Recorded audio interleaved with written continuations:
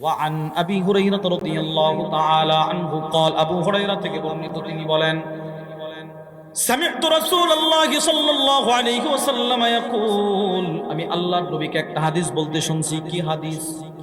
আল্লাহর নবী বলেন কানা রাজুলান ফি বনি ইসরাঈল, বনি ইসরাইলের দুই বন্ধু ছিল, মুতাওয়াখিয়াইন, পরস্পর বন্ধুত্বের সম্পর্ক, দুইজন বন্ধু। ফাকানা আহাদুহুমা ইউজনিব, এক বন্ধু শুধু গুনাহ করে, ওয়াল আখারু মুজতাহিদুন ফিল ইবাদাহ, আরেক বন্ধু শুধু ইবাদত করে। একজন গুনাহগার আরেকজন ইবাদতগার।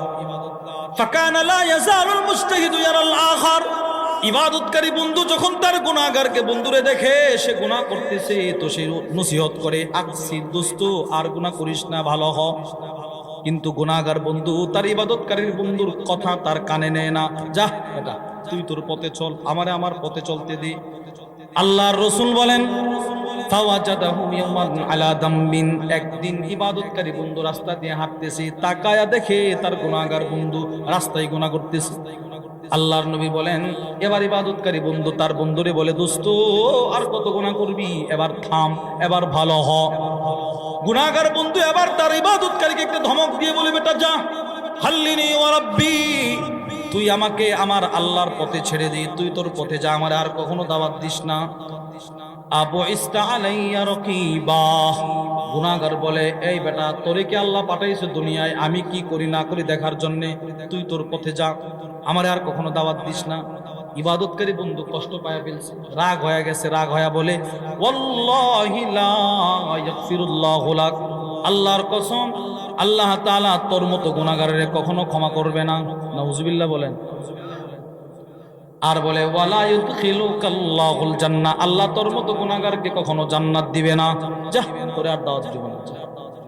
আল্লাহর নবী বলেন ফাকাবাদা আরওয়াহুমা, কয়েকদিন পরে দুজন বন্ধু মারা গেল, ইবাদতকারীও মারা গেল, গুনাহগারও মারা গেল। আল্লাহর নবী বলেন ফাজতামা ইনদা রাব্বিল আলামিন, দুজন আল্লাহর আদালতে দাঁড়াইলেন। আল্লাহ তাআলা ওই দুনিয়ার ইবাদতকারীদের ডাক দিয়া বলল, আকুনতা বি আলিমা, আমি আল্লাহর দয়ার সাগর কত বড়, এই সম্পর্কে তোর কি ধারণা ছিল? তুই যে তারে বলছিলি দুনিয়াতে তারে আমি কখনো ক্ষমা করব না, কেন বললি? তুই আমি আল্লাহ তাআলা ফি ইয়াদি কাদির, নাকি আমি আল্লাহর ক্ষমতা তোর হাতেও ছিল, তুই যে তারে বললি আমি তারে জান্নাত দিব না, কথাটা বললি কি? এবার ইবাদতকারী মাথা নিচু করে দাঁড়ায় আছে। আল্লাহর রাসূল বলেন আল্লাহ তাআলা জাহান্নামের ফেরেশতাদেরকে ডাক দিয়া বললেন, ইযহাবু বিহি ইলান নার, তারে তোমরা জাহান্নামে নিক্ষেপ করো।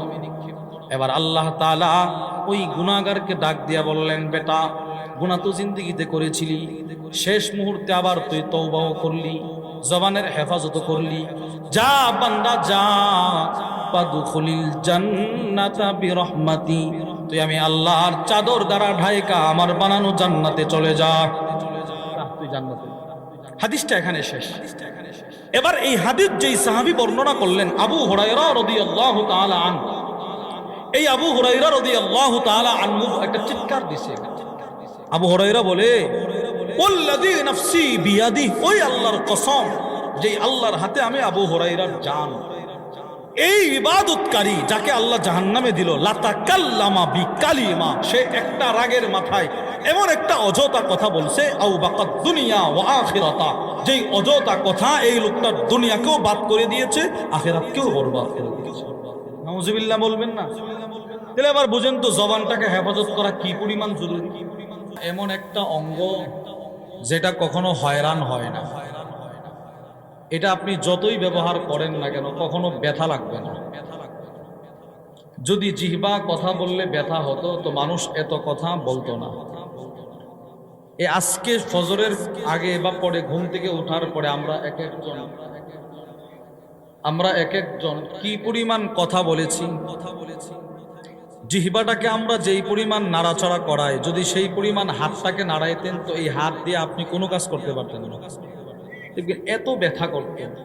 পা যদি সেই পরিমাণ নাড়াচড়া করতেন তো পা দিয়ে আপনি এত হাঁটতে পারতেন না। কিছুক্ষণ হাঁটলেই তো আর হাঁটবি না, কোনা পায়ে ব্যথা করতেছে। কিছুক্ষণ গাছে কোড়াল দিয়ে কি বলে আঘাত করার পরে আর